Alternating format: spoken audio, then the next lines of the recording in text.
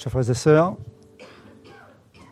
chers amis, chers visiteurs, soyez à tous la bienvenue en cet après-midi pour célébrer avec nous le baptême de deux personnes, l'alliance qu'ils vont faire avec le Seigneur. Jésus nous dit qu'il y a beaucoup de joie dans le ciel pour un seul pécheur qui se repent, que 99 qui n'ont pas besoin de repentance. Et ça fait un petit moment que j'ai pris à cœur de pouvoir prier pour que le Seigneur puisse intervenir dans la vie de ceux qui ont fréquenté cette Église. Et aujourd'hui, le Seigneur commence à répondre à nos prières. Et nous continuons encore à prier. Donc, soyez avec moi cet après-midi en élevant nos voix, en chantant pour la gloire du Seigneur pendant ce moment que nous allons passer ensemble. Bonsoir à tous. Ah, c'est timide. Ah, on ne dit pas bonsoir quand il y a du soleil? Dans l'île d'où je viens, on dit déjà bonsoir parce qu'on est passé midi. Mais souffrez donc que je vous dise bonjour. Il y a de la joie dans le ciel en ce moment. Le savez-vous? Le frère Elio vient de nous le dire. Il y a beaucoup de joie dans le ciel quand deux êtres humains, quand deux pécheurs, quand deux hommes, deux femmes font alliance avec Dieu. C'est une victoire magnifique. Alors s'il y a de la joie dans le ciel, à plus forte raison, sur la terre, encore plus au tampon. Au tampon. Laissez-moi voir vos sourires. Ça va me dire que vous êtes vraiment heureux, que vous êtes vraiment contents en ce jour si spécial. Quels sont ceux qui sont heureux? Ah, il y en a. Ah, super. Ah, vous êtes très bien. Et quels sont ceux qui sont juste là, juste présents? Je regarde, il n'y a personne, même pas un enfant. Très bien. Alors, on est de tout cœur. Et de tout cœur, nous allons louer le Seigneur. Pour cette première mélodie que nous allons chanter ensemble, nous allons nous tenir debout, si vous le voulez bien. Je loue ton nom éternel. Nous allons chanter avec nos tripes, avec nos joies, avec nos cœurs, avec les battements de nos cœurs.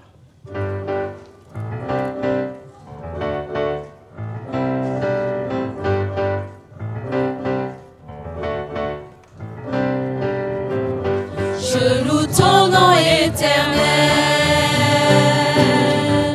Seigneur, je célèbre ta bonté. Quelle joie tu vis en moi. Quelle joie tu viens pour nous sauver. Je du ciel sur la terre, montrer la voie de la terre à la croix. Pour moi, de la croix jusqu'au tombeau, et du tombeau jusqu'au ciel, je loue ton nom éternel. On va ça ensemble. Avec moi. Je loue ton nom éternel. Seigneur, je célèbre ta bonté. Quelle joie tu vis en moi. Tu viens pour nous sauver. Tu viens du ciel sur la terre, montrer la voie de la terre à la croix. Payer pour moi de la croix jusqu'au tombeau et du tombeau jusqu'au ciel. Je loue ton nom éternel. Tu viens du ciel sur la terre, montrer la voie de la terre à la croix. Payer pour moi de la croix jusqu'au tombeau et du tombeau jusqu'au ciel. Je loue ton nom éternel.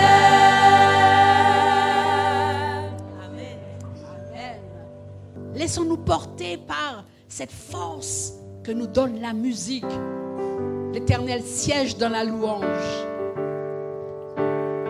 dans la louange, il opère des miracles. Un cœur joyeux est un bon remède. Alors, pourquoi ne pas se saisir, on va dire, de ce médicament que Dieu nous donne chaque fois que nous chantons, chaque fois que nous ouvrons nos poumons, chaque fois que nous élevons la voix.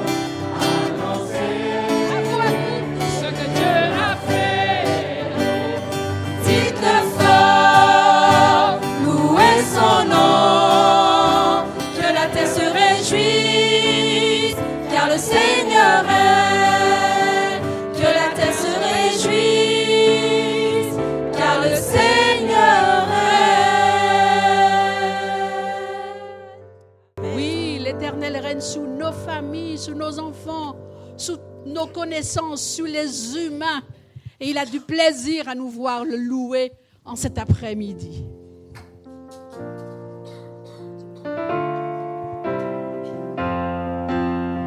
Nous formons cet après-midi et depuis ce matin un peu une armée, parce que sur notre planète il y a un grand conflit entre les forces du bien et les forces du mal, mais ça dépend de l'armée dans laquelle vous voulez être. De laquelle êtes-vous? Celle de Dieu ou celle de son ennemi? Alors, répondez-moi. Celle de Dieu. Et quand on est soldat de Dieu, on a de la vitalité, on a de la force pour vaincre l'adversaire. Dieu a une armée qui se lève pour lui obéir.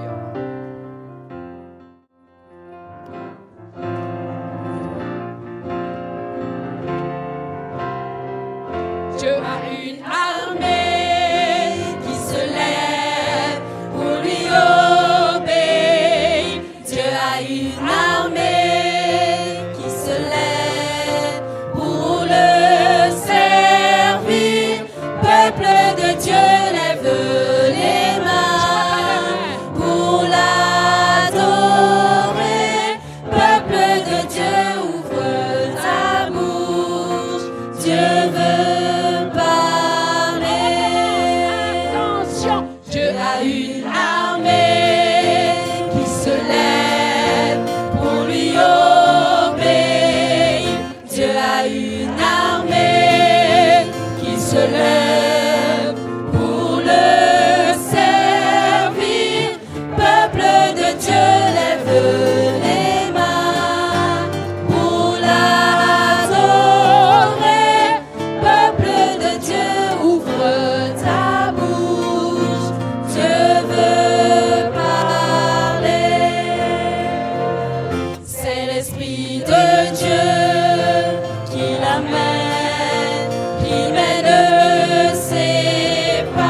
C'est l'Esprit de Dieu qui l'entraîne au combat.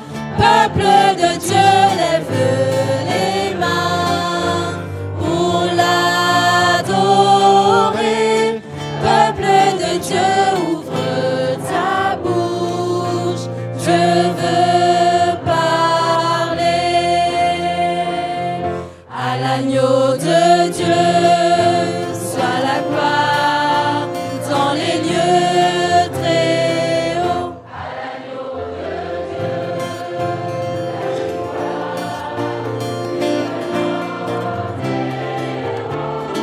peuple de Dieu, lève les mains pour l'adorer. Peuple de Dieu, ouvre ta bouche, Dieu veut parler.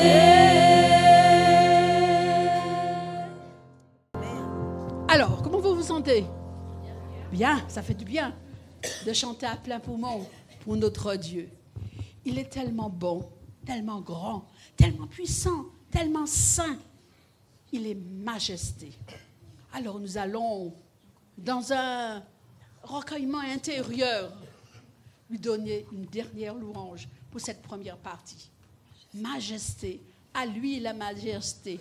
Oui Seigneur, tu entends nos voix, tu entends nos cris, tu entends nos murmures, tu entends nos hésitations, mais tu es si bon et si bienveillant envers nous. Tu nous aimes tellement que tu acceptes notre louange. Majesté, à lui la majesté.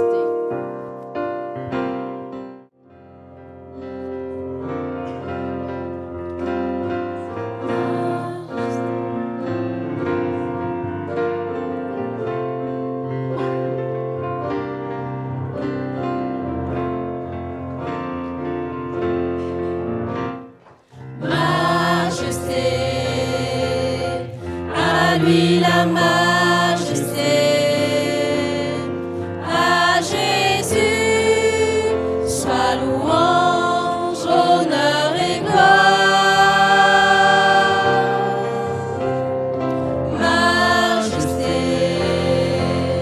suprême autorité, du haut des cieux, son règne vient sur tous les siens. Exaltons et célébrons le nom de Jésus. Glorifions et proclamons Jésus-Christ le roi. Majesté, à lui la majesté.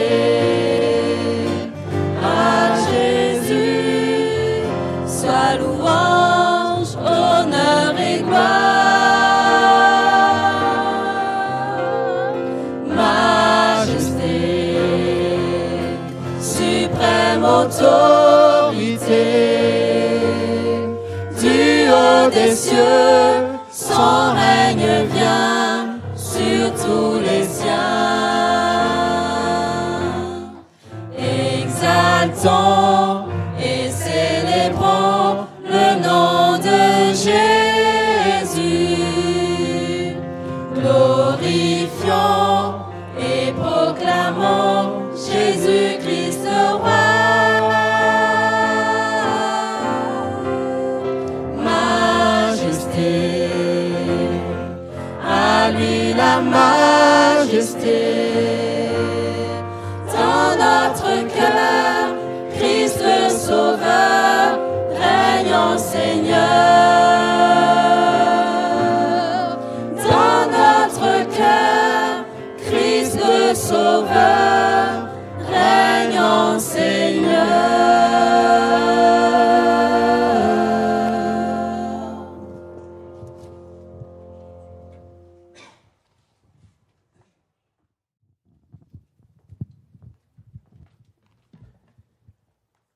Avant de nous prosterner pour prier, je vous invite à lire avec moi dans l'Évangile de Jean au chapitre 6 et le verset 67 à 69.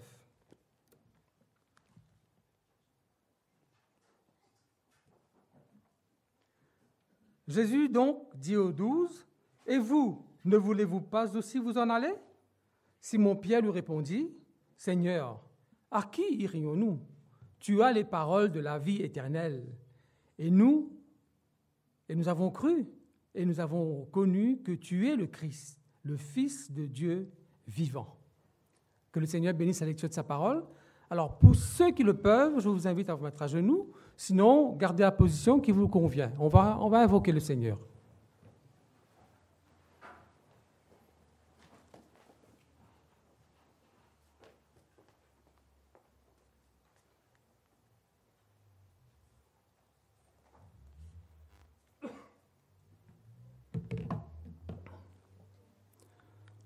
Seigneur notre Dieu, notre bon Père céleste, notre Créateur, nous sommes conscients, Seigneur, qu'en cet instant même, il y a beaucoup de joie dans le ciel. Et nous savons que cette Église est remplie de tes saints anges aussi pour passer ce moment agréable. Parce que, Seigneur, il y a 2 âmes qui se donnent à toi aujourd'hui. Il y a Dorine et Gilles. Seigneur, nous te les confions. Ces 2 êtres qui sont chers, garde-les, Seigneur, comme la prunelle de tes yeux. Et aussi, Seigneur, mets ton Esprit Saint dans les cœurs de chacun de nous ici. Et cette cérémonie de baptême, nous voulons te demander que ce soit toi qui présides et que ton Esprit Saint soit toujours là avec nous. Merci, Seigneur, pour tes bontés envers nous. Au nom de Jésus, Amen.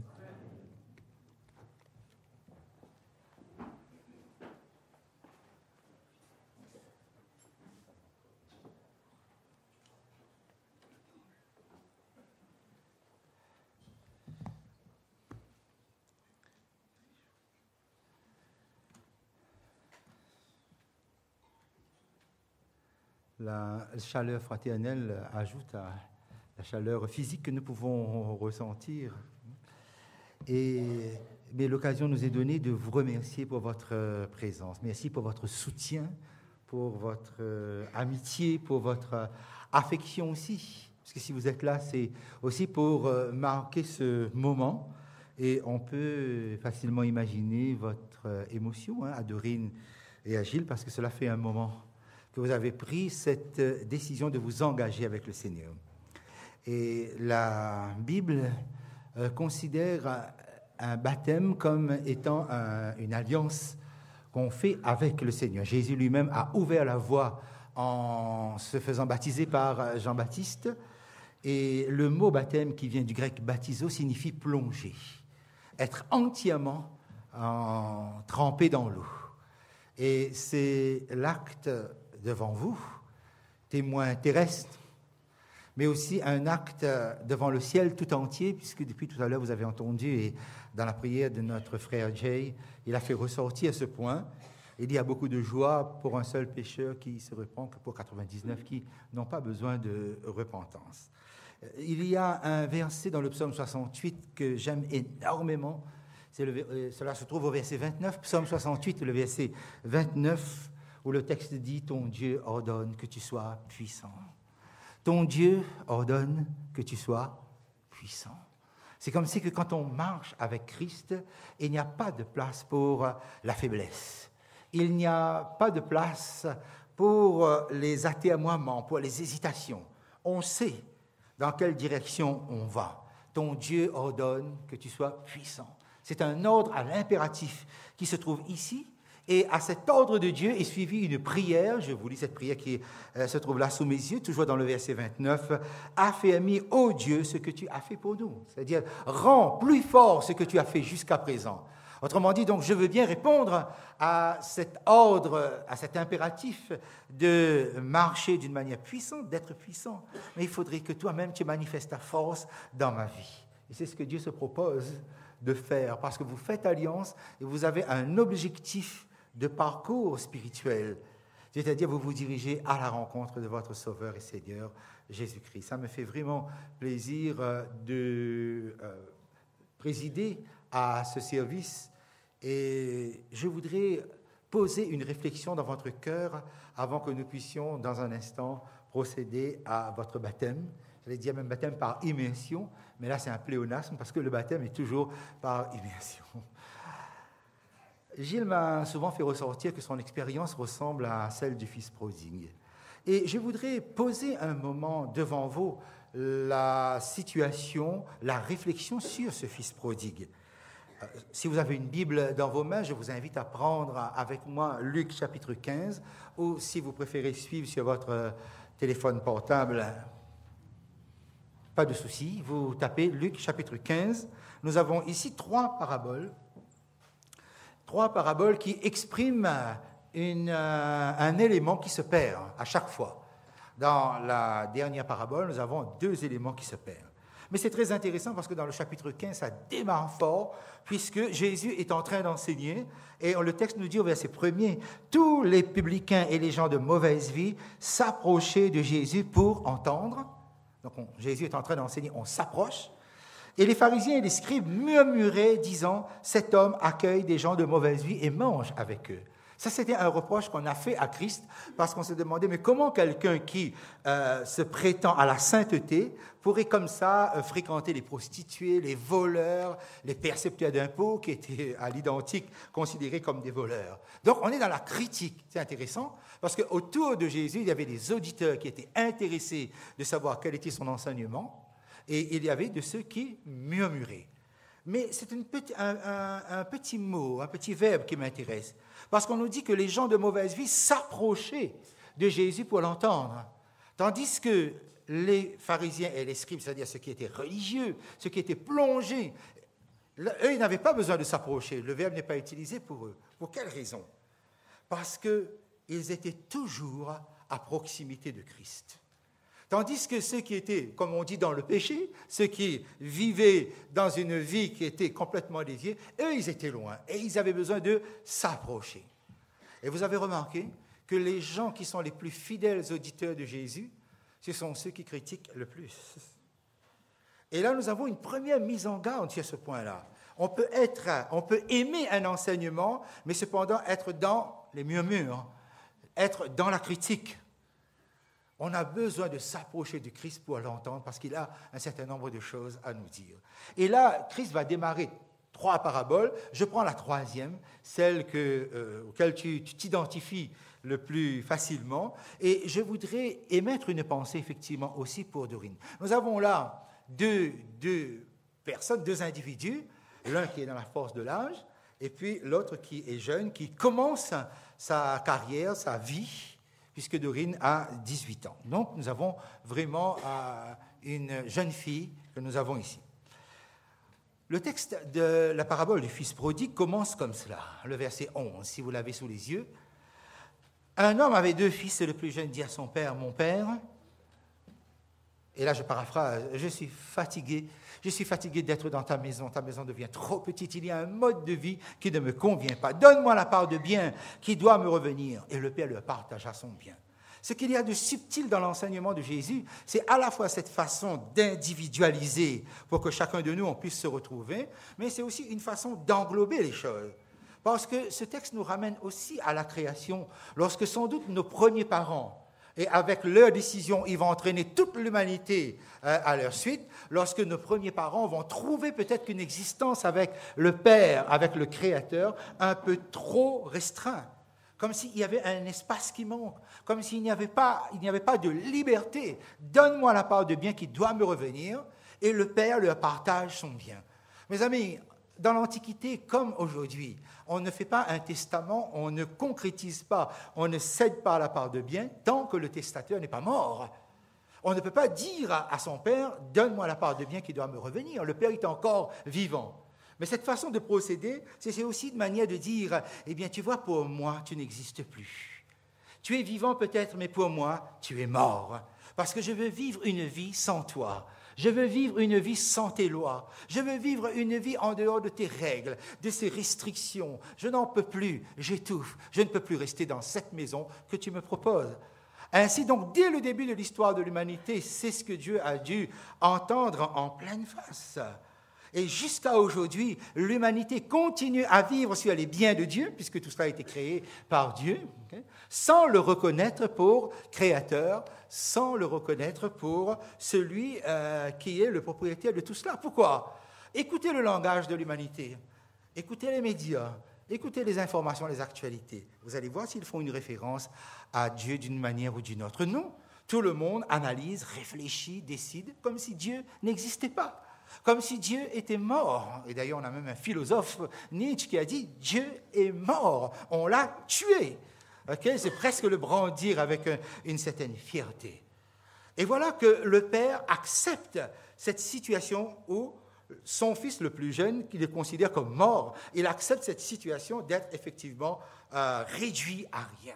Ça, c'est le Dieu de la Bible. Ça, c'est le Dieu qui peut faire silence. Ça, c'est le Dieu qui ne conteste pas. C'est le Dieu qui ne va pas courir, qui ne va pas tenter de convaincre. Quand nos premiers parents vont lui dire au revoir, il va être réduit à l'impuissance et accepter cela.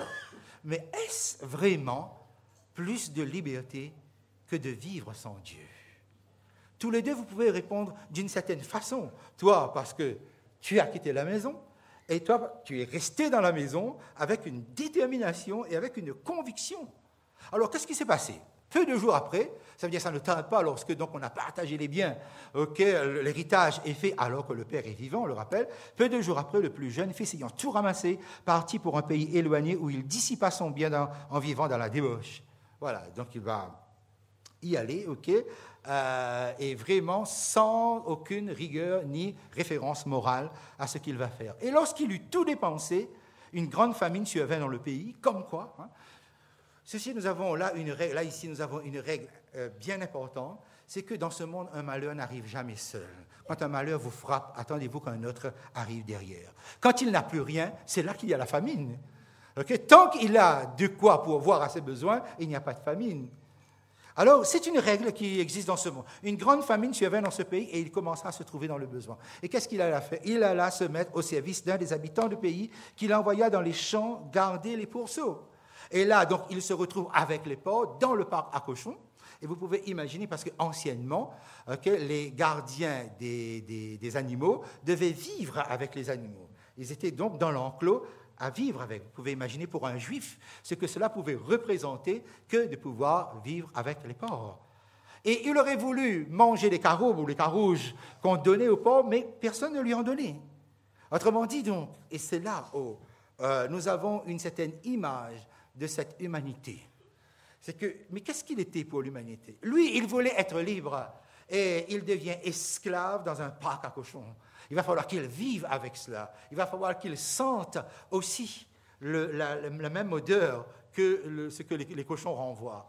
Et personne ne lui donnait des caroubes ou des carouges parce qu'on estimait que s'il voulait se nourrir, qu'il se sert en même temps que les porcs. Donc, autrement dit, on le considérait comme sans dignité aucune, comme s'il n'avait plus d'identité. Voilà ce que l'humanité propose. Et sans doute, voilà ce que Gilles, après une certaine expérience, dit. Non, je refuse. Et voilà sans doute ce que Dorine dit. Non, je ne vais pas dans cette expérience-là. Je ne vais pas dans cette direction-là. Et lui, il y est, et il fait une prise de conscience, étant entré en lui-même. Il dit, mais combien de mercenaires chez mon père ont du pain en abondance? Ici, je meurs de faim. C'est-à-dire, donc, là où il est dans l'éloignement, très éloigné du père, il peut entamer une réflexion sur le caractère du père. Mais mon père, finalement, vivre là-bas, c'est quand même avoir de quoi manger. Oui, sans doute est-ce par intérêt. Sans doute que dans toutes nos analyses, il y a une part d'intérêt, voire même d'intérêt matériel. Mais il réfléchit, cela entre dans sa réflexion. Mais il y a une confession, mais il y a une décision. Je me lèverai, j'irai vers mon père, je lui dirai, mon père, j'ai péché contre le ciel et contre toi. Je ne suis plus digne d'être appelé ton fils. Traite-moi comme l'un de tes esclaves. Parce qu'un esclave dans ta maison, c'est mieux qu'un esclave en dehors de ta maison. Ça, c'est le point auquel il aboutit. Et sans doute, Jésus pose cet enseignement pour que chacun de nous puissions réfléchir. C'est quoi une vie sans Dieu? C'est quoi une vie qui n'est pas une existence dans la maison du Père? Sans doute trouverions-nous vivre avec Dieu qu'il y a trop de restrictions, trop de lois, trop de contraintes, trop de règlements. Mais bizarrement et paradoxalement, la Bible nous déclare que les lois de Dieu sont données pour une libération. En fait, la loi de Dieu nous libère. Mais nous savons cela, ok? Nous avons au sein de la société des multiples lois qui sont là pour notre bien-être, pour notre liberté. S'il y a un code de la route, ce n'est pas pour casser les pieds aux automobilistes, c'est justement pour que le respect puisse protéger ma vie et protéger la vie des autres. Si, par exemple, nous enseignons à nos enfants, attention, il ne faut pas boire, il ne faut pas fumer, ce n'est pas pour les restreindre ou les contraindre, c'est parce pour qu'ils aient un capital de santé qui leur donne plus de vie dans leur corps, dans leur esprit. Donc, il y a des lois. Or, Dieu ne va que dans le sens de ces lois qui sont là pour nous rendre puissants. Et lui, il prend conscience de cela. Donc, il prépare son discours. Et quand il arrive, et là, mes amis, et je n'irai pas trop loin dans le développement de cette parabole, parce que je voudrais juste que chacun de nous puissions poser une réflexion personnelle où se situe notre vie si elle est à proximité de Dieu ou loin. Quand lui, il est au loin, il réfléchit et il se dit, mais ce Dieu-là, ou ce Père-là, mais finalement, il est pas si mal que ça. Finalement, j'étais pas si mal que ça. Et alors, il se lève, il va vers son Père, le verset 20, comme il était encore loin, son Père le vit et fut ému de compassion, il courut se jeter à son cou et l'embrassa. Très intéressant parce que il marche, il était très loin, donc il a dû faire des dizaines et des dizaines de kilomètres. Vous pouvez imaginer dans quel état il se présente. Mais le Père le voit au loin. Comment ça, le Père le voit au loin? C'est parce que le Père l'attendait, c'est parce qu'il était là, parce qu'il guettait son arrivée. Il attendait ce moment où le Fils allait revenir. Mes amis, l'action de Dieu dans nos vies n'est pas toujours une action directe où il y a une intervention qui soit visible ou lisible. Dieu, par son silence, peut parler à notre cœur et à notre conscience. Parce que c'est ce qui s'est passé. Dieu parle à son cœur et à sa conscience et il revient. Et quand il revient, il n'y a pas de condition, Jules. Il n'y a aucune règle posée à l'avance. Tu es revenu et quel que soit ton état, je te prends dans mes bras. Ce Père ne lui dit pas, mais va prendre une douche, va te baigner, va te changer, mets du parfum, ensuite je te prends dans mes bras. Mes amis, le Dieu de la Bible n'est pas ce Dieu-là. Le Dieu de la grâce nous prend dans ses bras, quel que soit notre état, quelle que soit notre situation déplorable et quelles que soient aussi nos expériences passées. Ça, c'est l'amour. C'est un Dieu qui nous ouvre grand les bras. Il commence à parler, mais il n'a même pas le temps de finir sa confession que le Père lance des ordres avec 7 verbes. Apportez vite la plus belle robe, là en revêtez 2. Mettez-lui un anneau au doigt, 3, et des souliers aux pieds. Amenez le veau gras, 4. Tuez-le, 5. Mangeons, 6. Et réjouissons-nous, 7. 7 verbes, pourquoi? Parce que dans la Bible, le chiffre 7, c'est le chiffre de la plénitude. Pourquoi un anneau au doigt? Parce que c'était le tampon, le cachet qui signait les chèques. Lui qui a gaspillé l'argent de son père à l'extérieur en vivant dans la débauche, le père lui donne encore le stylo pour la signature du chéquier. Mais quelle confiance, quelle restauration! Ça, c'est le Dieu de la Bible, parce que la grâce ne peut pas être à moitié. Si Dieu vous prend dans ses bras, il vous accueille complètement. Et le Père dit cette phrase-là, « Car voici que mon fils était mort », verset 24, « Car voici que mon fils était mort, et il est revenu à la vie. Il était perdu et il est retrouvé. » Alors n'oubliez pas, Gilles, Dorine, mais j'étends ma question à tous ceux qui sont ici, que la maison du Père est une maison d'amour à cause du Père, du fait du Père. Car le fils aîné qui était en train de bosser dur, qui trimait, qui travaillait, il rentre et il entend de la musique. Il appelle un serviteur et dit, mais qu'est-ce que c'est que cette fête qu'il y a là? Et là, on lui dit, regarde, écoutez ça, c'est très intéressant, le rapport des hommes différemment du rapport du Père.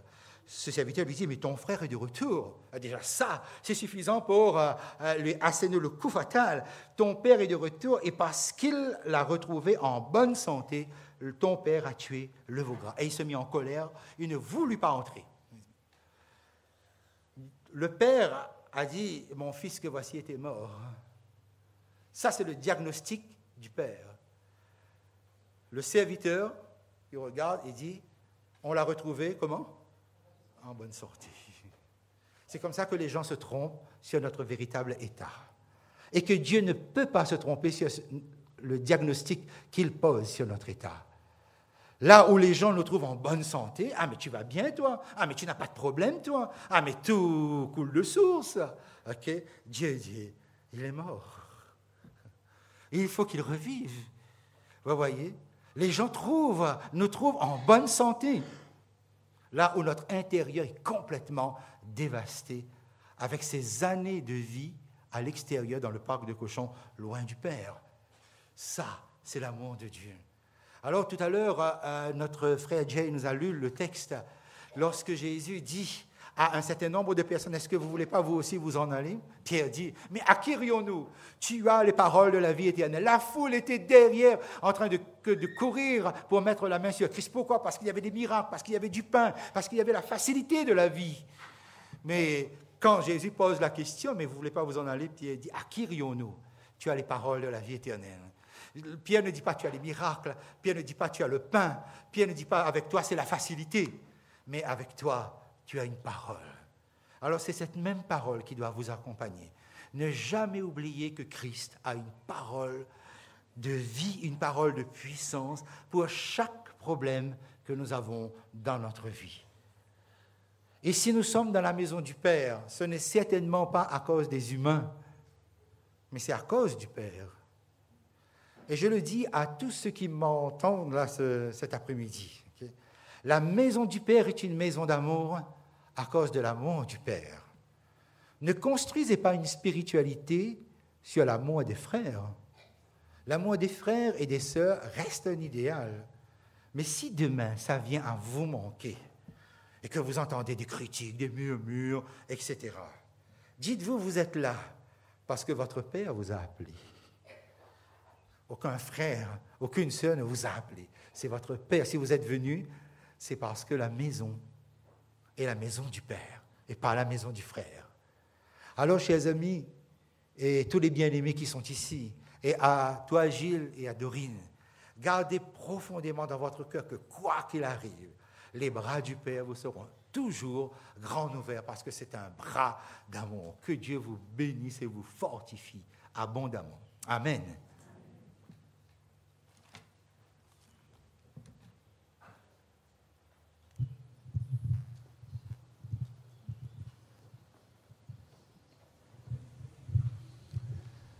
Lorsque nous procédons à un baptême, nous avons ce qu'on appelle un engagement baptismal. Dorine et Gilles ont eu la possibilité de pouvoir dire un oui au Seigneur à tous les principes de vie qui conviennent aux chrétiens qui s'engagent d'une manière tout entière dans la maison du Père. Et devant vous cet après-midi, ils voudraient exprimer aussi à travers un autre type de oui leur engagement. Donc je voudrais inviter Gilles et Dorine à me rejoindre.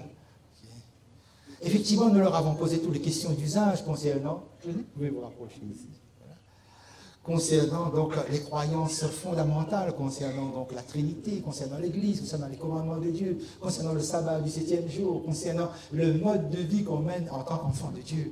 Mais il pourrait être intéressant pour nous de leur poser la question en rapport avec leur Sauveur. Et je voudrais vous poser une question. Alors nous avons même des micros ici.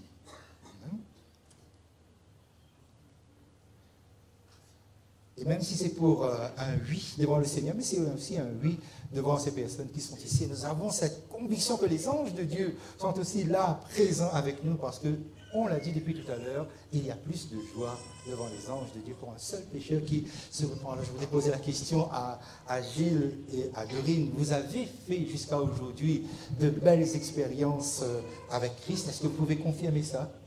Oui. Oui, pleinement. Oui, ok. Et je voudrais vous poser la question, est-ce que vous aimez ce Jésus-là de tout votre cœur, de toute votre âme, de toute votre force, de toute votre pensée? Est-ce que vous l'aimez?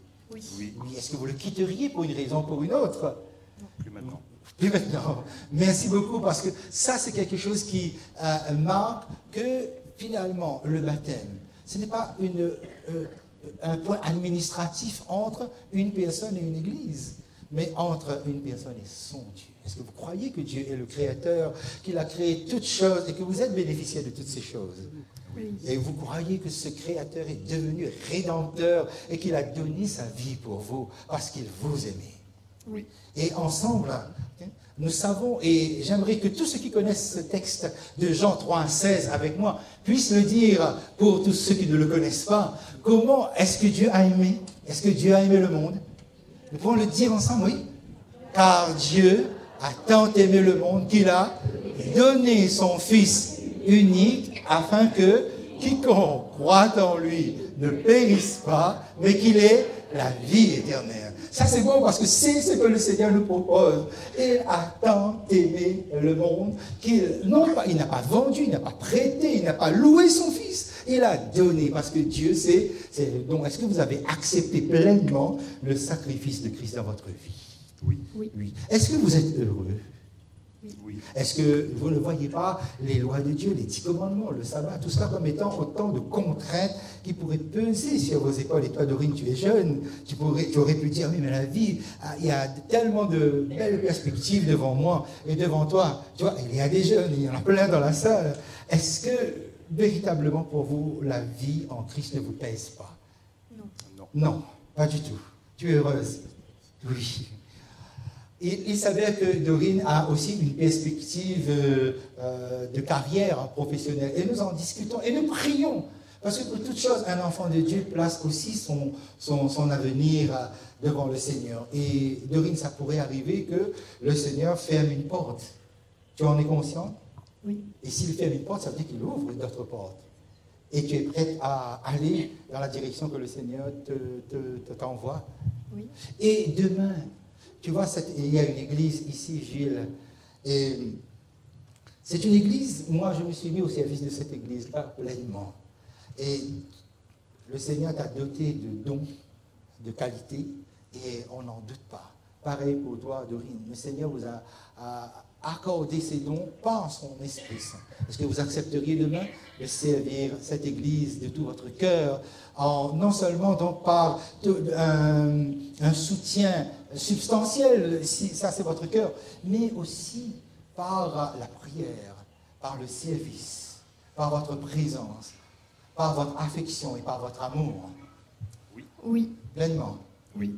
Voilà. Eh bien, mes amis, vous avez entendu leur engagement devant Dieu, devant les anges et devant vous cet après-midi. Et nous voulons les accueillir pleinement. Et ils auront besoin de votre soutien, ils auront besoin de votre encouragement. Vous accepteriez de leur apporter ce soutien-là? Que vous soyez jeune ou que vous soyez plus âgé? Est-ce que je pourrais voir les mains se lever de tous ceux qui acceptent de les entourer vraiment avec beaucoup, beaucoup d'affection? Voilà, Gilles et Dorine. Ok, c'est une famille. Et on n'est pas encore dans le vote. On est seulement dans une expression des bras de Dieu qui s'ouvrent devant vous. On vous aime et vous devez avoir cette conviction-là qu'on vous aime. Alors si vous le voulez bien, on va prier maintenant et on va mettre votre consécration, votre vie devant le Seigneur en demandant au Seigneur Jésus de prendre cette vie. Tous ceux qui ont la possibilité de pouvoir se mettre à genoux, n'hésitez pas, mettez-vous à genoux avec nous. Priez dans votre cœur avec nous pour apporter pleinement ce soutien. Je voudrais demander aux anciens de venir me rejoindre. Venez. On va se mettre ici. On se rapproche.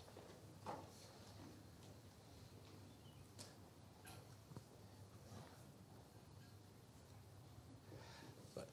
Nous allons donc prier avec Gilles et Dorine.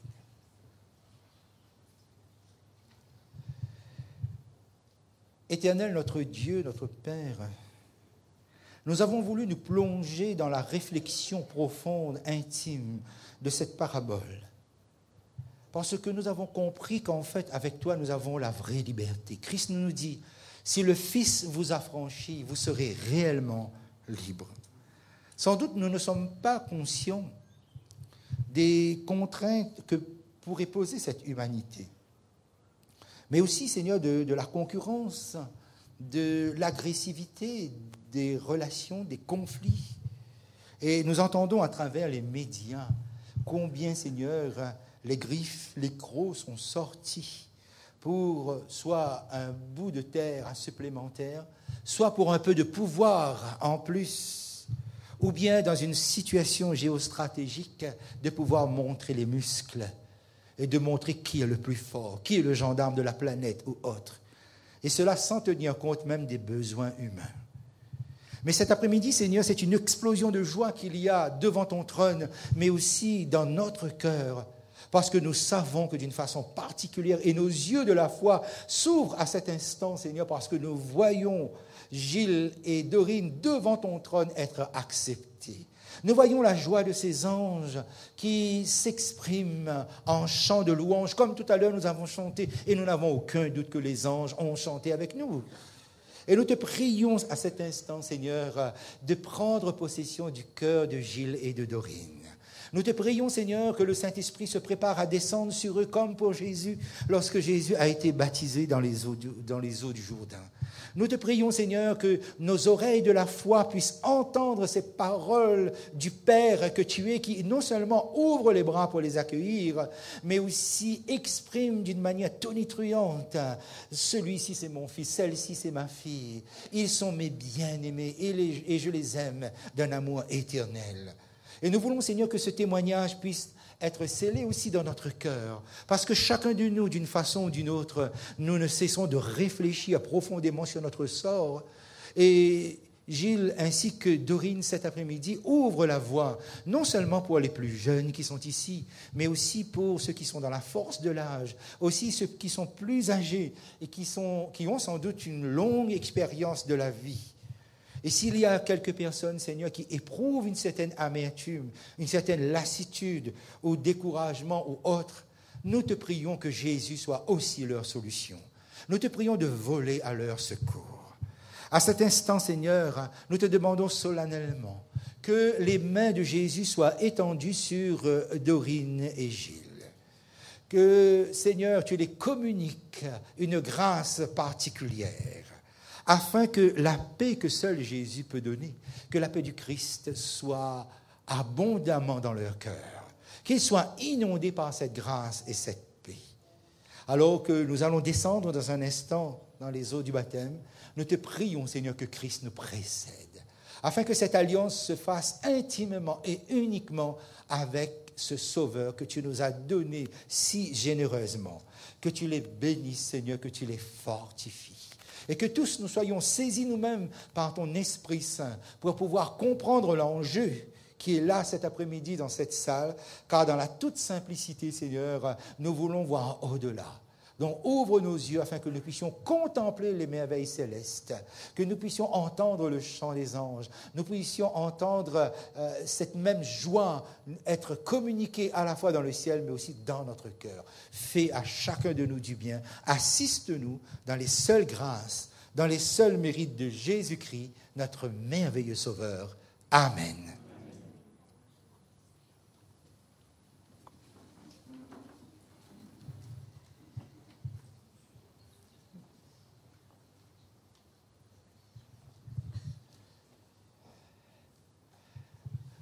Je voudrais appeler Marie-Annie et nous allons avoir une présentation concernant donc Dorine. Elle est là, avec un peu d'appréhension, ce qui se comprend. Okay? Et ce sera une façon de présenter la candidate. Et tout à l'heure, nous verrons comment, concernant Gilles, nous aurons des informations et ça nous gardons et on ouvre ce dossier tout à l'heure. Okay? Surprise, surprise, Dorine. Je vous invite à être attentif et à regarder la projection.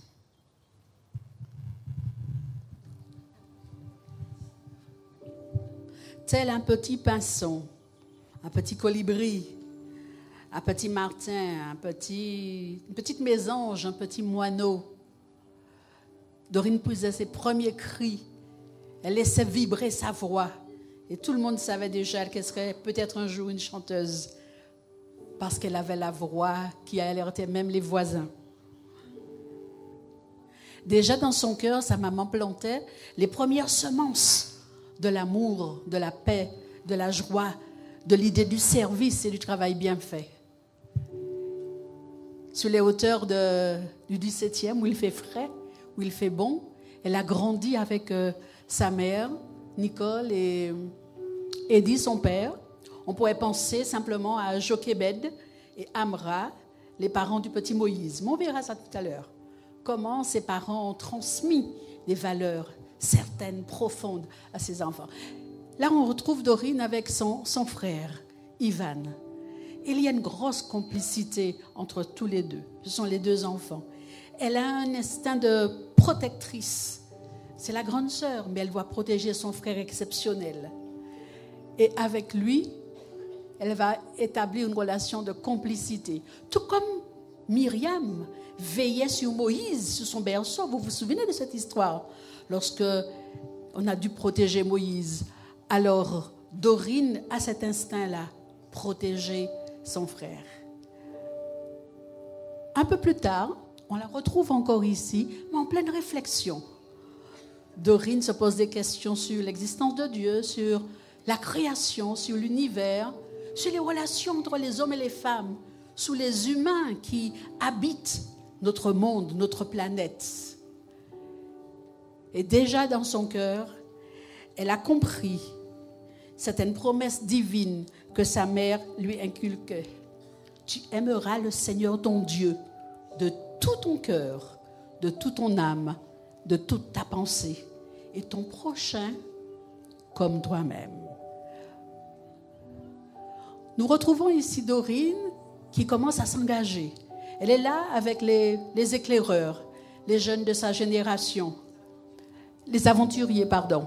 Elle va donc déjà s'engager parce qu'elle a compris que être sauvée, c'est pour servir les autres. Et elle va mettre son énergie, son dynamisme à travailler au sein du club. Elle va tisser des relations avec des amis. Elle va grandir avec les jeunes au sein de l'église. Elle va faire ses premiers pas.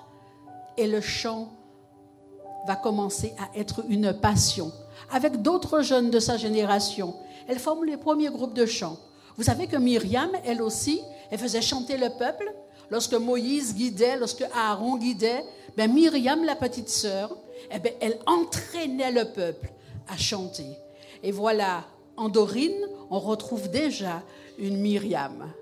Une Myriam qui donne du sens aux paroles qu'elle prononce quand elle chante. On la retrouve ici, vous ne voyez pas très bien, mais encore en aventurier. Elle est là et elle s'engage. C'est l'investiture. Elles sont nombreuses, ces jeunes de cette époque, qui s'engagent avec Dieu et qui savent que par amour pour Dieu, je ferai toujours de mon mieux. Voilà, une des maximes que Dorine va nourrir sa réflexion. Regardez là, elle est en pleine réflexion, c'est dans la cour de l'église, et là, c'est déjà le moment de se positionner pour Dieu. Les semences plantées par Nicole et Eddie, par Jochebed et Amra, vont porter ses fruits, parce qu'elle va rester tout le temps engagée dans le domaine de la musique, puisque l'Éternel lui a donné ce don de pouvoir chanter. Autour d'elle, elle entraîne des amis, des jeunes comme elle, qui vont donc aussi s'engager dans cette armée d'aventuriers.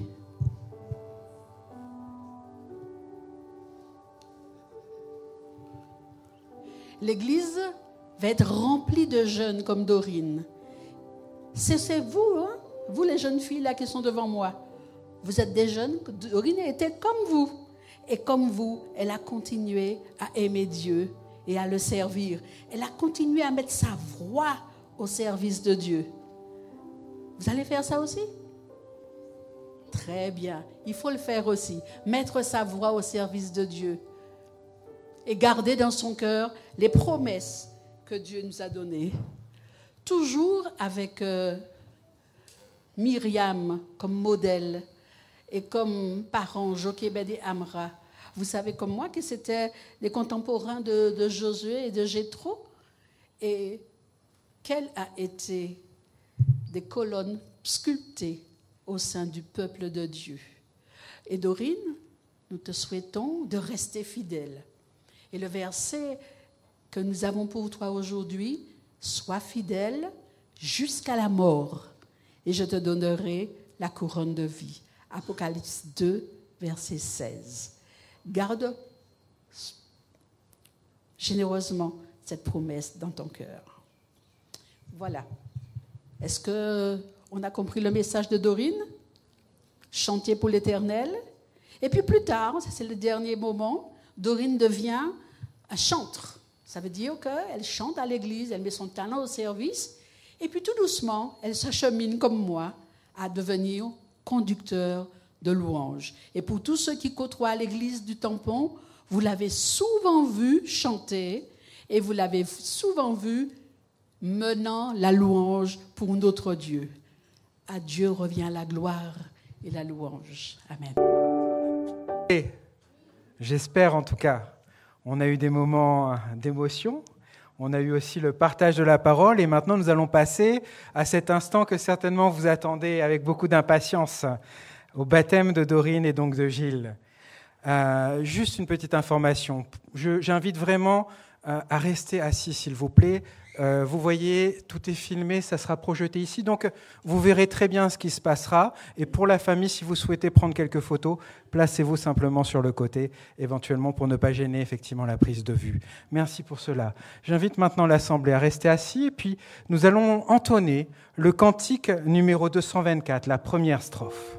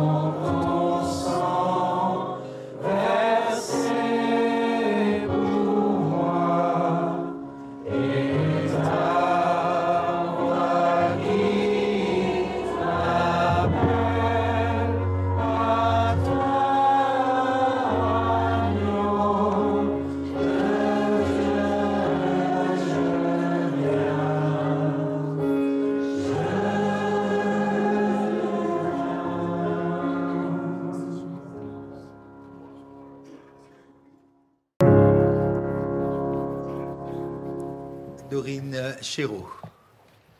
Vous la connaissez bien depuis de longues années déjà. Moi-même, je pensais qu'elle était déjà baptisée tellement elle était impliquée au sein de l'Église. Mais voilà donc un moment qu'elle attendait depuis longtemps.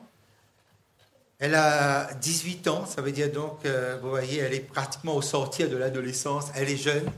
Et ça nous touche énormément. Et ça doit faire vibrer le cœur du Seigneur de voir des personnes aussi jeunes venir et déposer leur cœur, déposer leur existence devant ce Dieu. J'imagine aussi, Dorine, l'émotion de tes parents. Je vois ta maman à l'arrière peut-être à t'accueillir. Et oui, c'est une joie immense. Et le texte que l'Église a choisi pour toi a été lu et dit tout à l'heure par Mariani. C'est l'Apocalypse chapitre 2 et le verset 16. Je te rappelle que le texte disait « Sois fidèle jusqu'à la mort. » Continuez. « Et je te donnerai la couronne de vie. » Sois fidèle jusqu'à la mort et je te donnerai la couronne de vie. Certainement, tu fais partie de la génération qui verra le Christ revenir, que cela soit ton privilège, que cela soit ta joie. Eh bien, conformément à ton vœu, nous allons maintenant procéder à ton baptême.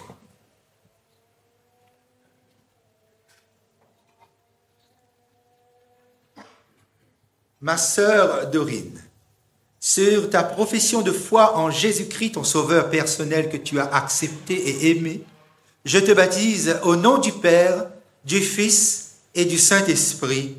Amen.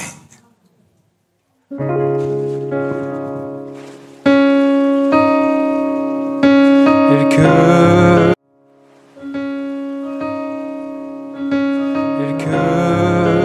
je suis bien vacillant,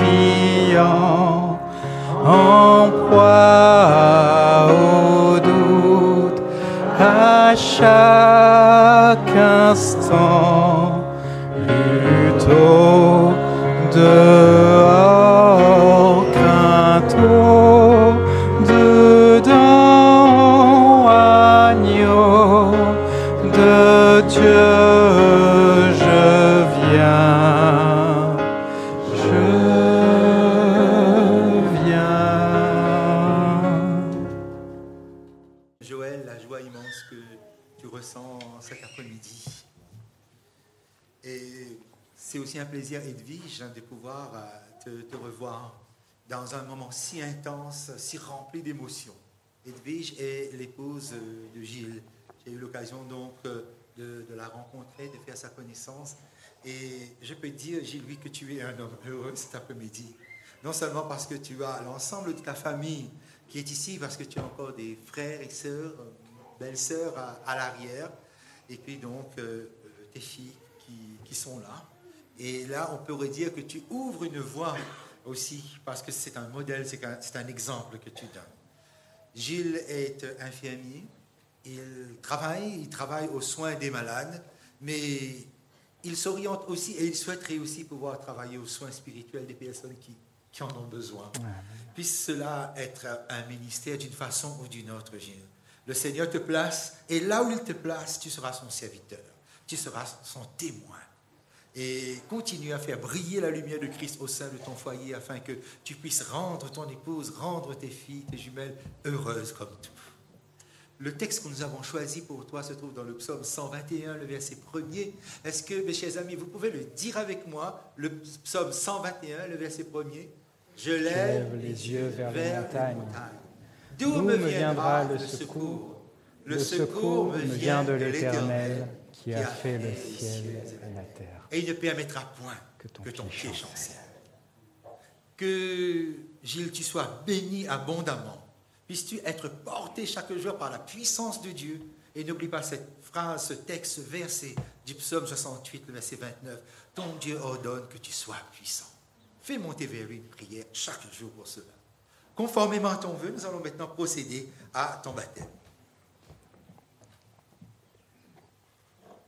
Mon cher Gilles, sur ta profession de foi en Jésus-Christ, ton sauveur personnel, que tu as accepté, que tu as suivi, que tu as aimé, je te baptise au nom du Père, du Fils et du Saint-Esprit.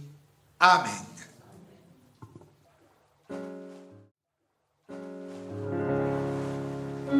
Tel que je suis, ton cœur est prêt à prendre le mien tel qu'il est, pour tout changer, Sauveur parfait, agneau de Dieu, je viens,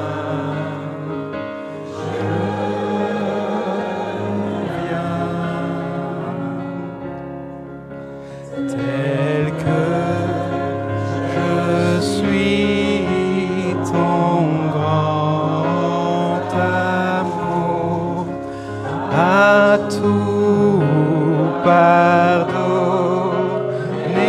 sans retour.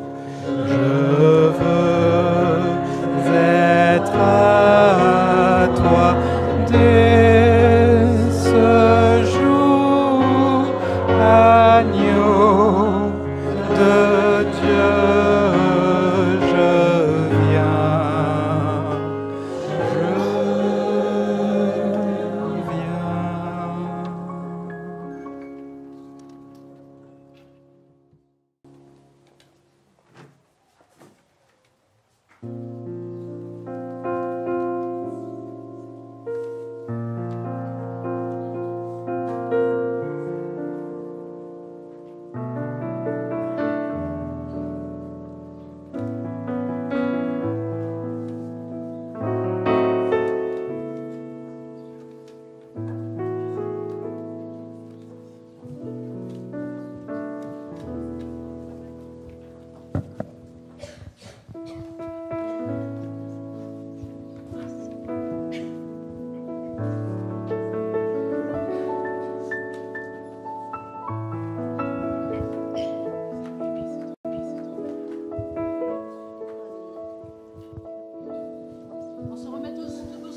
dévotion et on continue à louer l'Éternel.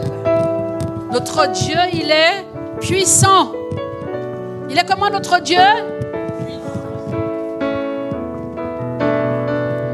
Dieu tout-puissant, que mon cœur considère tout l'univers créé par ton pouvoir. Avec beaucoup de reconnaissance, nous allons unir nos voix et chanter cet hymne qui est chanté non seulement dans nos églises, nos communautés, mais vous savez, même dans les autres communautés chrétiennes, cet hymne est aussi chanté. Gloire à Dieu.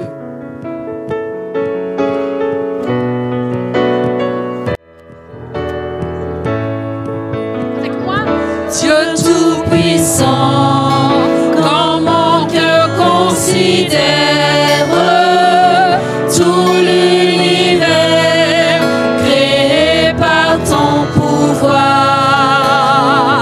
le ciel d'azur, les éclairs, le tonnerre, le clair matin et les ombres du soir. De tout mon être alors s'élève un chant. Dieu tout-puissant, que tu es grand. De tout mon être alors s'élève un chant. Dieu tout-puissant, que tu es grand. Quand par les bois ou la forêt profonde, j'erre et j'entends tous les oiseaux chanter. Quand sur les monts, la source avec son onde, lyre aux zéphyrs, son chant doux et léger. Mon cœur heureux s'écrie à chaque instant, ô Dieu d'amour, que tu es grand. Mon cœur heureux s'écrie à chaque instant, ô Dieu d'amour, que tu es grand. seulement les hommes. Les hommes, Ô sublime mystère, qu'un Dieu si grand ait pu penser à moi, que son cher Fils est devenu mon frère, et que je suis l'héritier du croix. oui, vous êtes des héritiers, tout le monde. Alors mon cœur redit la nuit le jour que tu es bon, ô Dieu d'amour. Alors mon cœur redit la nuit le jour que tu es bon, ô Dieu d'amour. Les sœurs maintenant.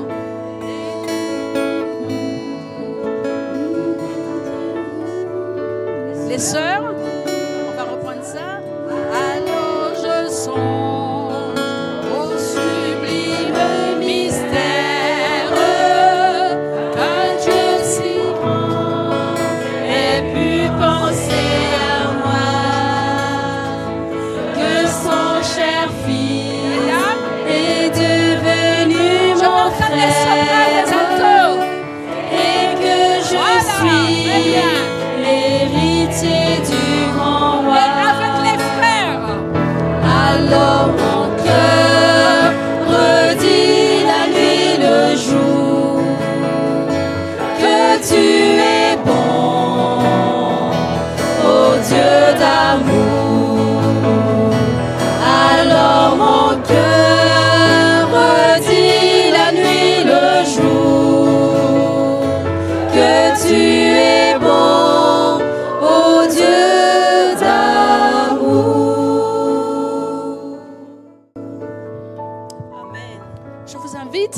dire à votre voisin que Dieu est bon pour vous et pour moi. Allez-y. Dieu est bon pour toi et pour moi. Alors souvent, la voisine ou le voisine, c'est quelqu'un que nous connaissons, mais tournons-nous juste derrière et disons-le à quelqu'un qui n'est pas assis à côté de nous, mais derrière nous. Dieu est bon pour nous, pour toi et pour moi. Dieu est bon pour toi et pour moi. C'est bon? On est assuré. On a fait provision de bonheur aujourd'hui. On a fait provision de joie, de paix. Quand nous venons à l'église, nous faisons des provisions pour la semaine. D'accord? Donc aujourd'hui, je suis rassurée. Votre panier est bien rempli, le cœur est bien rempli de paix, de joie, de bonheur et de grâce. Qu'est-ce que vous attendez prochainement? Qu'est-ce que nous attendons? Très bien, le retour de Jésus. Mais est-ce qu'on va attendre son retour seulement en étant assis? Ah non, il faut être en marche, en dynamique, on va se tenir debout. Et je vais vous inviter à chanter cet hymne qui traverse les âges, qui fait sourire, qui fait du bien à tout le monde. C'est le 112 du hymne et louange. Du ciel bientôt, Jésus va. Voilà.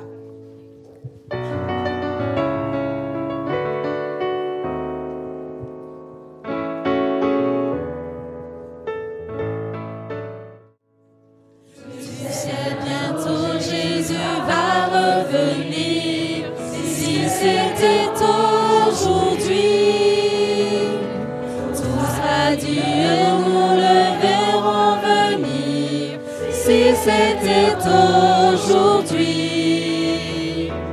alors tous les saints à sa vue, ses enfants sûrs de sa venue, iront avec lui sur la nue. Si c'était aujourd'hui,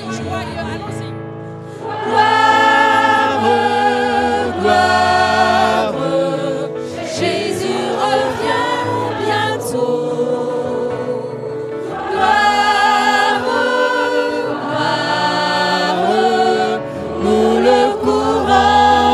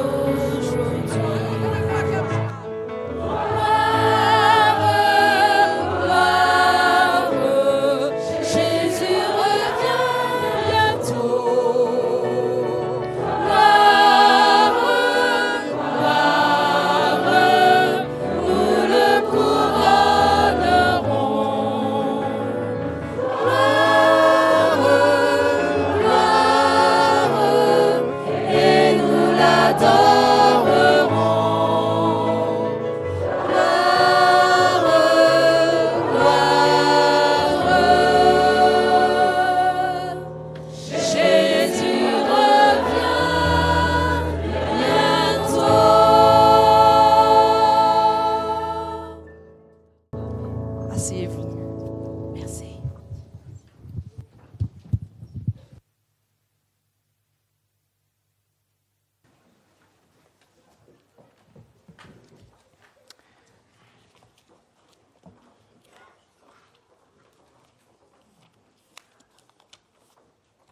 Waouh, on vit un super moment, n'est-ce pas?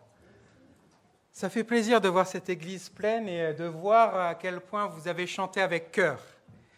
Ça fait bien sûr plaisir parce que nous avons aujourd'hui l'occasion de célébrer cet engagement de nos deux jeunes frères et sœurs qui sont ici. Et c'est vraiment une joie en particulier pour moi parce que Dorine, qui a 18 ans, c'est comme une petite cousine. Pour moi, d'ailleurs, c'est un peu ma petite cousine, puisque c'est finalement la fille de la cousine à ma maman. Je ne sais pas si vous avez bien compris le lien, n'est-ce pas? Mais donc, il y a une affection toute spéciale, même si, effectivement, peut-être que je parais un petit peu vieux maintenant pour elle. Elle a eu son petit moment tout à l'heure, et avant que je m'adresse plus particulièrement à vous, j'aimerais m'adresser à Gilles. Parce que si on regarde un petit peu les choses, on peut se dire, Gilles, qu'on a beaucoup de points communs, tous les deux. Peut-être que certains, tu n'as jamais trop pensé à cela. On a un peu le même parcours de vie. Le pasteur Jean-Paul disait tout à l'heure que tu te considérais un peu comme... En tout cas, tu t'identifiais à ce parcours du fils prodigue. Et c'était aussi mon cas. Et je me rappelle, peut-être que toi, tu ne t'en souviens pas trop. On a 1 ou 2 ans de décalage, je crois. Tu es un petit peu plus âgé que moi. Et quand j'étais petit, je venais à l'église et j'avais Gilles en admiration, je dois le dire. Peut-être qu'il ne le sait pas trop.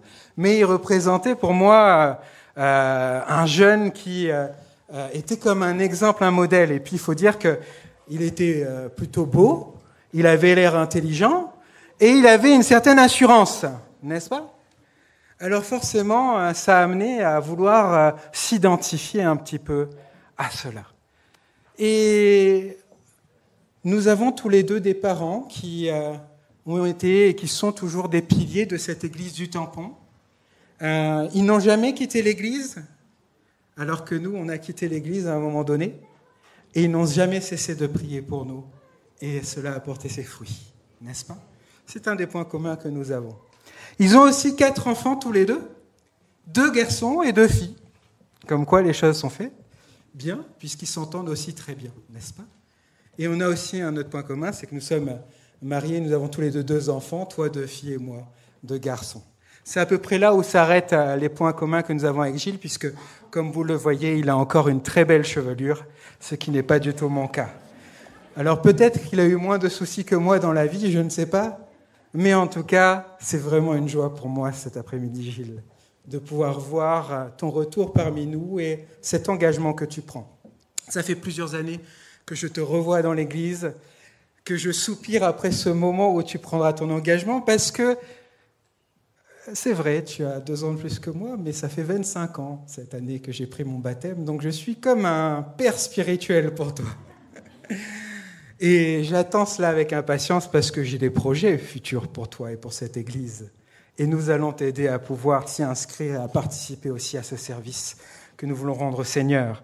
Je voudrais cet après-midi aussi vous amener à voir 2 textes ensemble qui se trouvent dans la parole de Dieu. Le premier dans Matthieu 11, verset 28, parce que nous vivons dans un monde difficile, parce que nous vivons dans un monde, dans une société qui est en train d'exploser complètement. Si vous regardez les informations, si vous regardez la façon dont les choses se passent, il y a tant de colère chez les gens, tant de désespoir, tant de crainte par rapport à cet avenir qui paraît plus que jamais incertain. Et nous avons chanté tout à l'heure pendant le 2e moment de louange cette espérance que nous avons, nous, en tant que chrétiens adventistes du 7e jour, parce que nous savons que Jésus va revenir et que Jésus va revenir bientôt. Et nous espérons en ce moment. Nous espérons que cela se produise vite. Peut-être que nous ne sommes pas tous certains de cela cet après-midi. Mais en tout cas, une chose est sûre, c'est que lorsque nous regardons autour de nous, peu importe le parcours de vie que nous avons eu, nous sommes forcés de constater que la vie est difficile, que la vie est de plus en plus difficile. Et parfois même, en tant que parents, nous sommes inquiets pour nos enfants. Nous ne savons pas quel avenir leur proposera ce monde. Et le Seigneur veut vous dire, vous parents, vous enfants, qu'il y a de l'espoir. Même s'il y a beaucoup de choses dans ce monde qui peut-être parfois vous interrogent, vous rendent craintifs, vous ont fait perdre confiance, le Seigneur veut vous rappeler que lui vous aime, qu'il ne vous abandonnera jamais, qu'il se tient toujours à vos côtés, qu'il a toujours les bras grands ouverts pour vous accueillir tel que vous êtes. Dans Matthieu 11, verset 28, on peut lire ceci. « Venez à moi, vous tous qui êtes fatigués et chargés, et je vous donnerai du repos. » Peut-être que certains d'entre nous sont fatigués par des choix qu'ils ont faits dans leur vie et qui ont mené à des expériences difficiles, douloureuses. Peut-être que lorsque nous analysons un petit peu les choses et notre vie, nous nous disons certainement il y a des choses que nous voudrions recommencer. Il y a des choses qu'on ferait différemment si on pouvait retourner dans le passé. Mais cet après-midi, il n'est pas question de retourner en arrière. Parce que ce qui est passé est derrière nous. Et nous ne pouvons plus rien y faire. Simplement analyser et tirer les leçons de cela. Et c'est certainement ce que Gilles a eu l'occasion de faire aussi. En regardant dans son parcours de vie, il s'est dit, je ne peux plus avancer sans le Seigneur. Je veux avancer avec lui parce que j'ai besoin de cette force et de cette sagesse qui me guide dans chaque étape de ma vie, qui m'amène à pouvoir prendre les bonnes décisions, celles qui sont les plus saines, celles qui sont les meilleures, celles qui m'amèneront à l'épanouissement, à la fois spirituel, à la fois personnel et aussi dans ma famille. Et il y a un autre texte qui fait écho à cela.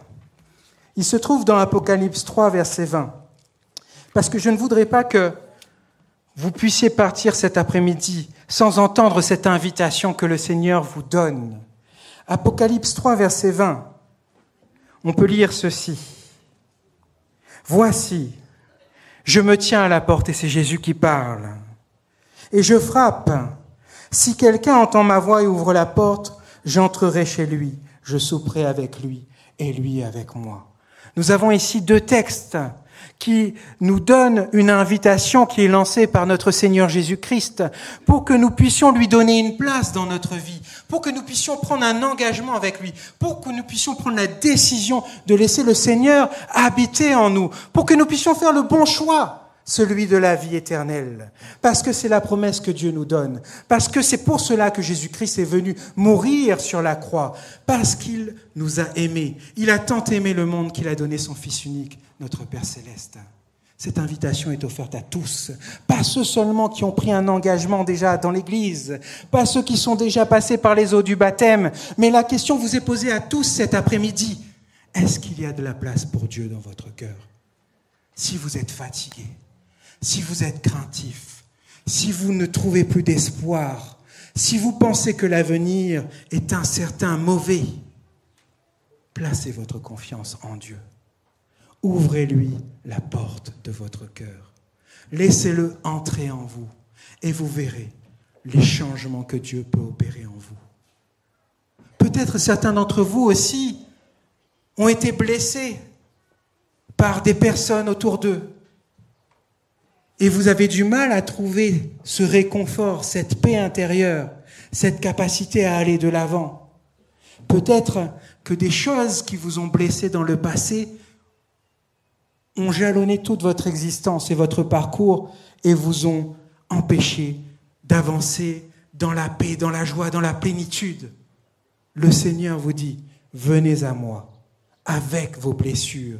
Je vais les guérir, je vais vous porter, je vais vous changer, je vais vous amener à ressentir une paix, une joie que seul moi peux donner.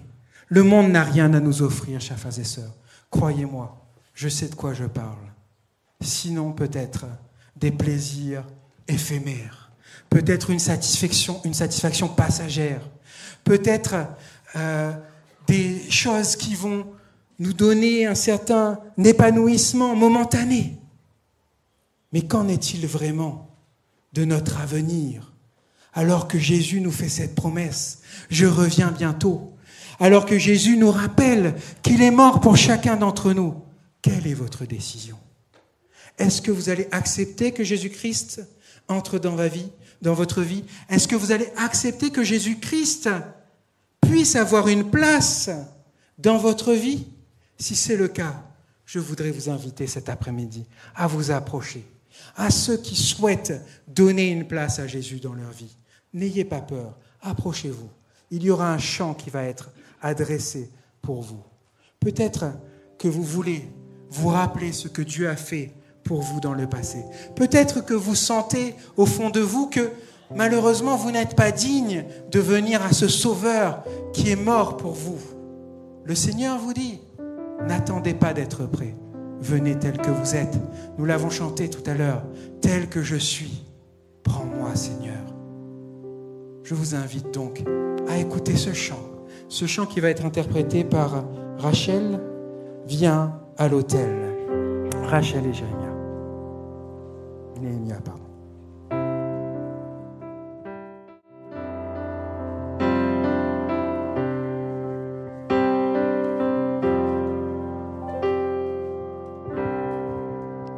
Où te sens-tu blessé et brisé, accablé par le poids du péché? Jésus t'appelle. Arrives-tu au bout de toi-même? Veux-tu goûter aux sources de vie? Jésus t'appelle.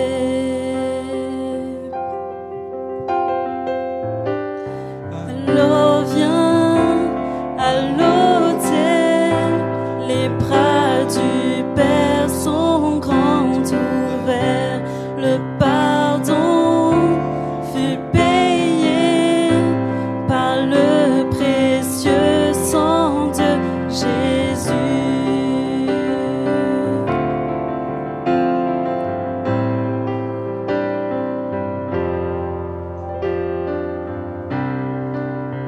Abandonne tes regrets, tes erreurs, n'attends plus et viens auprès de lui.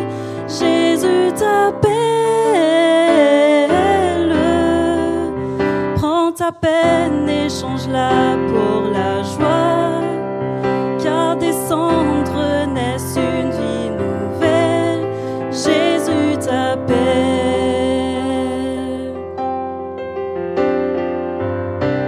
Alors viens à l'autel, les bras du Père sont grands ouverts, le pardon fut payé par le précieux sang de Jésus. Alors viens à l'autel, les bras du Père sont grands ouverts, le pardon fut payé par le précieux sang de Jésus.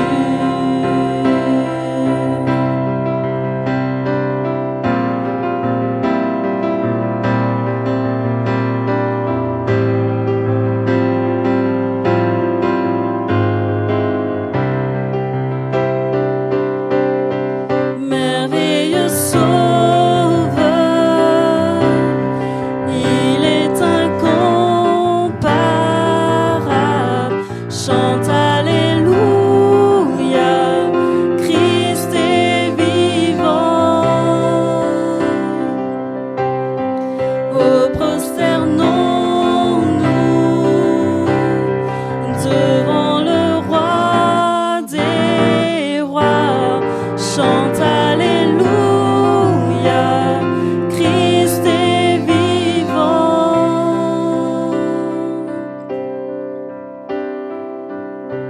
Alors viens à l'autel, les bras du Père sont grands ouverts, le pardon fut payé par le précieux sang de Jésus.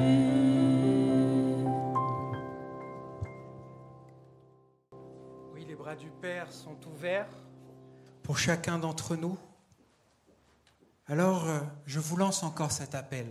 Certainement, vous entendez cette voix, cette faible voix peut-être parfois, parler dans votre cœur, parler à votre esprit, et qui vous dit, je suis là pour toi, je suis là à chaque instant de ta vie, je n'attends qu'une seule chose de ta part, c'est que tu ouvres cette porte, c'est que tu choisisses de me donner les clés de ta vie. C'est ce que le Seigneur veut nous appeler à faire cet après-midi. Si vous êtes trop timide pour vous approcher, levez-vous. Ceux qui sentent que le Seigneur les appelle, il n'y a pas d'âge pour cela. On peut être jeune, on peut être plus âgé. Il suffit simplement de ressentir au fond de soi cet appel que le Seigneur nous lance, cette invitation que Dieu nous lance, de nous engager ou de nous réengager avec lui. Alors, si comme Gilles, si comme Dorine, vous sentez le Seigneur vous parler, je vais vous inviter à vous lever. J'invite aussi les parents de ceux qui peut-être ont des enfants qui ont quitté l'Église, qui ont abandonné la foi, à se mettre debout. Et nous allons prier ensemble. Nous allons prier pour que le Seigneur puisse réaliser ces miracles qu'il est capable d'opérer. Je vous l'ai dit tout à l'heure, les parents prient parfois pendant de nombreuses années. Et parfois, comme l'a dit le pasteur Vimbouli, le silence de Dieu peut être difficile à accepter. Mais le Seigneur répond toujours. Joël et Guy en sont les exemples cet après-midi. Alors nous allons placer chacun d'entre vous devant le Seigneur, afin qu'il puisse nous bénir abondamment. Et lui qui connaît toutes les pensées que vous avez dans le cœur, toutes vos difficultés, toutes vos aspirations, tous les points sur lesquels vous priez avec une ferveur toute particulière, ne manquera pas de vous répondre en temps voulu. Prions ensemble. Oui, notre Dieu, notre Père, nous voulons te rendre grâce pour cette magnifique fête que tu nous permets de vivre cet après-midi en ce jour de sabbat. Ô Seigneur, nous avons eu la joie de voir ces deux âmes se donner à toi cet après-midi et s'engager pour pouvoir non seulement, Seigneur, te donner leur vie, mais aussi se mettre à ton service, partager cette expérience avec ceux qui sont autour d'eux. Tu vois Dorine, Seigneur, qui est dans la fleur de l'âge, qui va commencer les choix stratégiques de sa vie d'adulte. Nous te prions en particulier pour elle, pour que tu sois constamment avec elle, que tu lui donnes cette assurance que quoi qu'il arrive, tu seras à ses côtés pour la guider, pour l'orienter, pour l'aider à prendre les meilleures décisions. Et que nous puissions aussi, même si ses choix de vie pourraient l'éloigner de la réunion, Seigneur, être toujours un encouragement pour elle, avoir une pensée pour elle dans nos prières. Seigneur, nous voulons placer Gilles devant toi. Tu connais son parcours de vie aussi et ce qui l'a amené à prendre cette décision de s'engager avec toi. Béni sois-tu, Seigneur, de lui avoir parlé et d'avoir permis qu'il puisse entendre ta voix pour se donner à toi. Seigneur, tu connais aussi le foyer dans lequel il vit et le témoignage qu'il a donné dans son entourage, dans sa famille, que tu puisses l'aider à toujours placer sa confiance en toi, à dépendre de toi et à te laisser lui montrer la manière d'agir dans toutes les circonstances pour qu'il soit la lumière de son entourage, le sel de sa famille. Seigneur, je présente aussi devant toi cet après-midi toutes ces personnes qui se sont levées parce que peut-être ils entendent ta voix leur parler, mais ils ont encore des hésitations. Seigneur, que tu puisses encore parler à leur cœur, que tu puisses leur faire prendre conscience que cet appel que tu leur lances est une invitation à céder à tout cet amour, à toute cette grâce que tu vas manifester pour eux. Et nous avons une pensée en particulier pour tous les parents qui prient depuis de nombreuses années, pour leurs enfants qui peut-être ont abandonné la foi, qui ont choisi des parcours différents et peut-être chaotiques. Que tu puisses les soutenir, les aider à persévérer dans cette prière, dans cette communication avec toi. Parce que Seigneur, nous sommes certains qu'en ton temps, tu agiras pour leur apporter aussi cette joie, cet émerveillement de voir leurs enfants se réengager avec toi. Seigneur, nous te remercions pour la présence que tu as manifestée cet après-midi.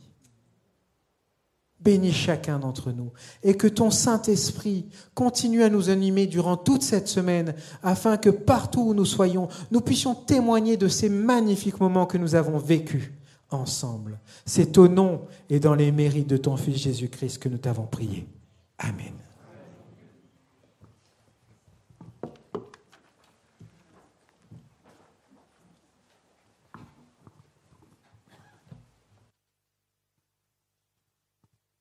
Nous allons avoir un court moment administratif maintenant. Il s'agit d'inscrire Gilles et Dorine sur les registres de l'Église. Lorsque nous lisons le livre des Actes des Apôtres, nous voyons que le Seigneur a ajouté à l'Église tout ce qui était baptisé. Il faut maintenant donc faire partie de la communauté. Bien, je voudrais vous inviter à venir me rejoindre et je m'adresse ici donc à tous les membres de l'Église du Tampon afin que vous puissiez administrativement donc accepter que Gilles Waro et Dorine Chéreau soient inscrits sur les registres de l'Église adventiste du Tampon. Le Tampon représente donc la communauté mondiale. Donc en votant votre entrée au sein de cette Église, nous vous faisons aussi entrer dans la grande famille mondiale. Voilà, donc tous ceux qui sont d'accord pour que Dorine Chéreau et Gilles Waro fassent partie de l'Église du Tampon, veuillez le manifester en levant la main. Merci beaucoup, une grande famille. Merci. Avis contraire, parce qu'on pose toujours la question, il n'y a pas d'avis contraire. Voilà, en tout cas, bienvenue. Et que Dieu vous bénisse abondamment. Je voudrais donc donner à Frédéric le soin de présider ce moment qui va suivre maintenant parce qu'on va vous remettre un certificat de baptême, mais aussi donc un certain nombre de souvenirs. Ah, voilà, Frédéric est là. Bon, j'invite Marie-Annie aussi tout de suite, puisque Marie-Annie est la secrétaire de l'Église du Tampon. Frédéric. Merci. Donc, nous allons maintenant vous remettre vos certificats de baptême. Il faut bien en prendre soin, les encadrer, les mettre au mur, juste à la porte d'entrée. Non, je plaisante bien sûr. Mais en tout cas, c'est une joie. Vous avez vu, l'Église vous a donc accueilli en son sein. Et avec ce certificat de baptême, donc vous êtes officiellement membre de l'Église adventiste du Tampon.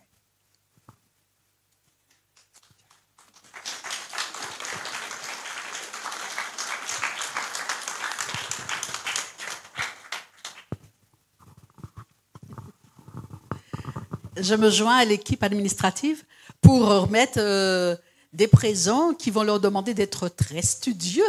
Vous avez compris, parce que vous êtes dans la confidence, parce que vous voyez ce que je veux offrir. Donc à Dorine, nous allons lui offrir le manuel du disciple de Christ. Elle va y puiser des idées, des principes, et ainsi elle pourra continuer sa route vers l'éternité. On va aussi lui donner un autre livre qui s'appelle « La vie en abondance ». À partir d'aujourd'hui, les bénédictions de l'Éternel devraient couler comme une rivière dans la vie de Dorine. C'est vrai, Dorine, l'année 2024. Elle était pas mal, hein?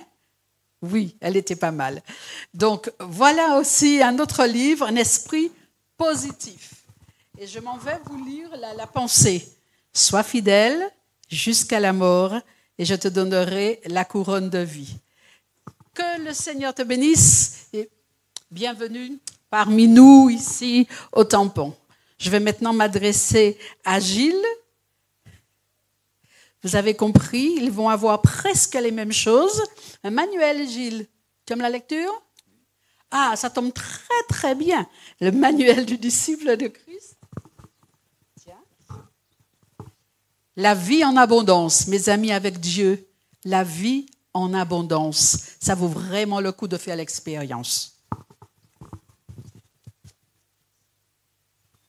Et puis, puisqu'on ne peut pas remplir que la tête et que le cœur, il nous faut aussi bien nourrir le corps. Et donc, avec ce livre, Un corps sain, il va donc compléter toutes les informations qu'il a déjà, puisqu'il est déjà dans le domaine de la santé. Félicitations à toi aussi, Gilles. Tu es le bienvenu dans la maison de Dieu.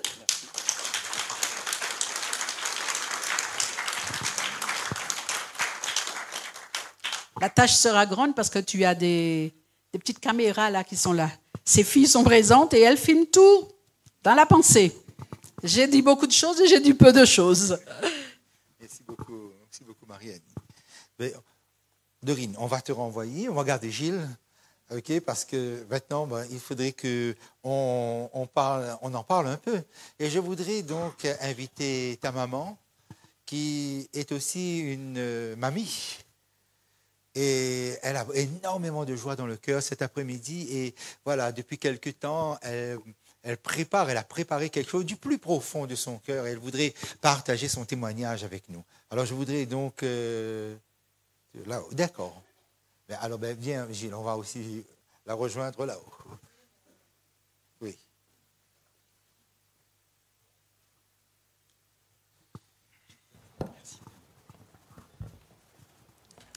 Voilà, alors je préfère lire, j'ai mis par écrit ce que je dois dire, de peur que par l'émotion, j'oublierai mes mots.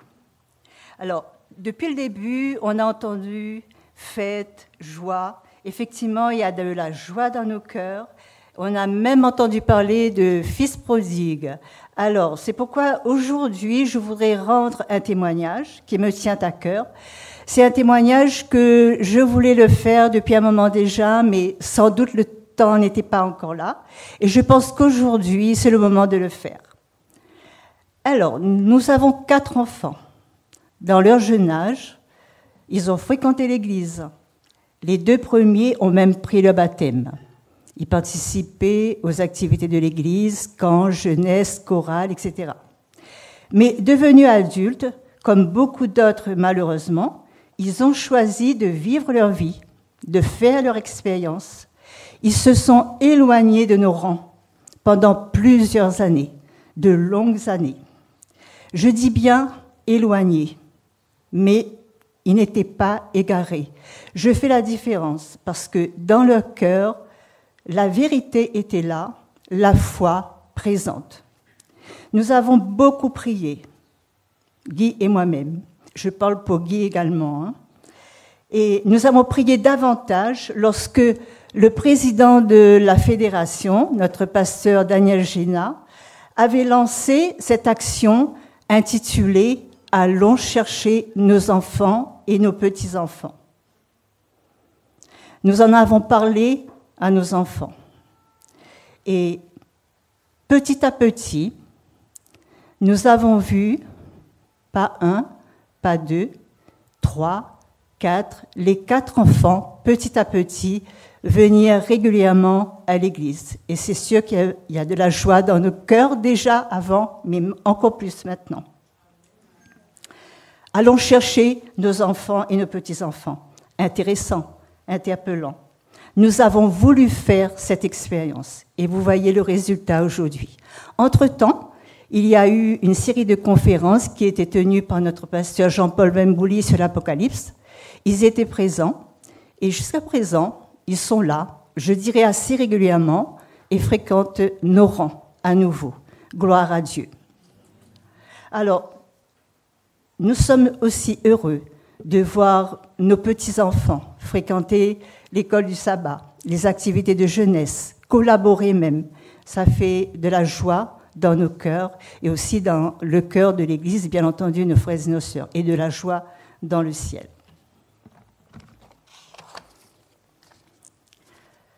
Alors, nous voulons, Guy et moi-même, remercier le Seigneur. Dans son grand amour, il prend soin de ses enfants. Oui, Dieu est grand, il entend les prières et les exauce en son temps. Faisons-lui confiance, persévérons dans la prière.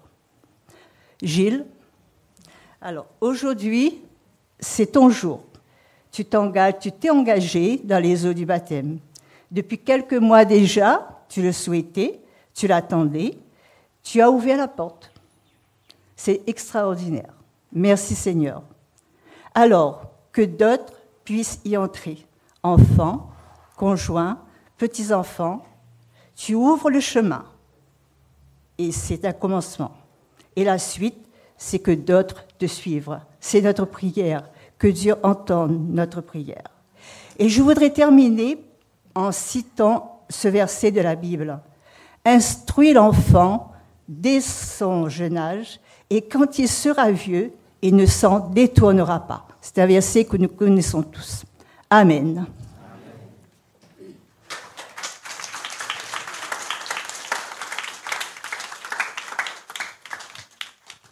Eh ben, merci beaucoup. Merci maman, merci papa pour vos prières. Malheureusement, il va falloir continuer à prier parce que le chemin n'est pas fini. Merci à vous tous d'être là pour avoir été témoins de cet engagement. Et merci, je remercie aussi mon Dieu d'avoir mis à mes côtés Edwige.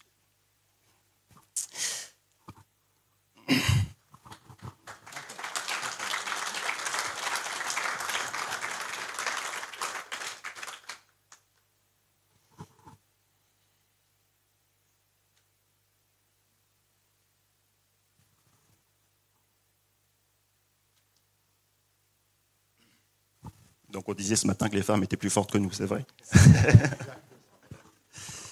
Voilà, donc merci d'être à mes côtés. Et voilà, j'espère te montrer par la suite que j'ai fait le bon choix. Et voilà.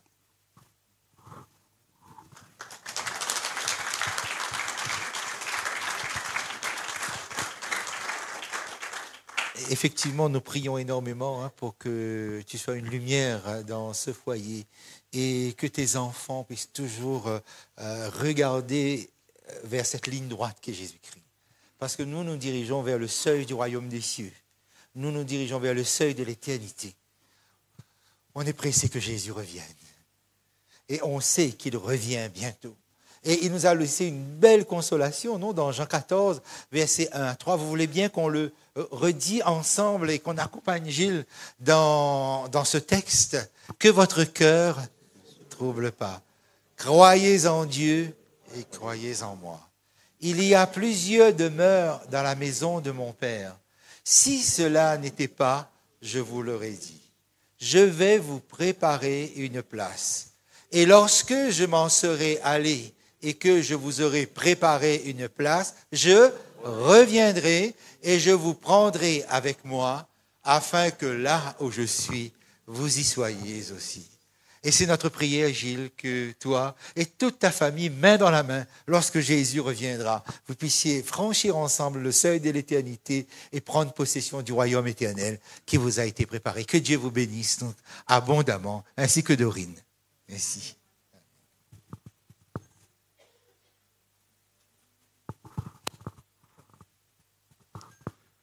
Nous allons nous lever, nous allons chanter le cantique numéro 596 dans Hymnes et louanges.